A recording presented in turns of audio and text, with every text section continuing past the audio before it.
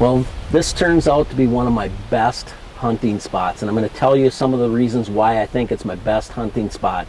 I mean, I got other areas on the property, but this, the last few years, has turned into a deer magnet. I got this nice lush food plot here.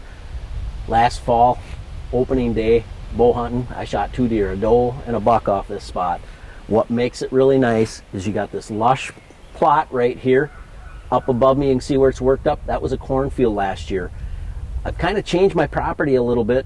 I want to make it a little bit more habitat friendly for the whitetails and the turkeys. So you can see the orange flags up there on top of the field. That's the split. Above that's going to be set aside grass. So in between this area, I'm going to put corn back in there again. And as you look, you can see if I have a cornfield in there, it's going to wedge them deer. They come out of the bottom and funnel them right towards me. My stand's just off to my left here. Brings them right by 40 yards. Your cornfield, when you have it planted, acts as a fence. So when these deer come out of the valley, they bump into that cornfield and they want to work into this lush food plot, and that corn row acts as a fence and just funnels them right to you. Let's go check out another spot.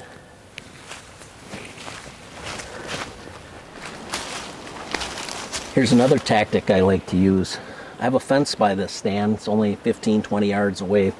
Back behind me I have a logging trail. These deer come up out of the bottom and I know they want to get to the food plot. So by taking a piece of wire, I've pinched my fence together and made it another path of least resistance.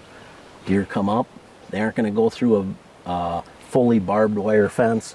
They're going to take this spot right here where they can just duck under and walk with ease. They'll do it every time. That's another helpful hint. You sitting in the stand, as they go through, you're putting them right where you want them. So let's go check out another spot.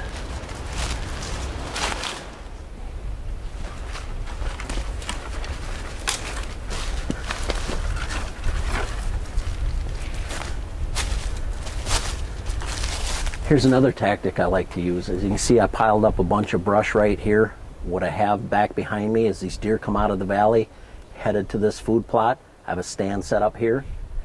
And these deer, they duck under the fence.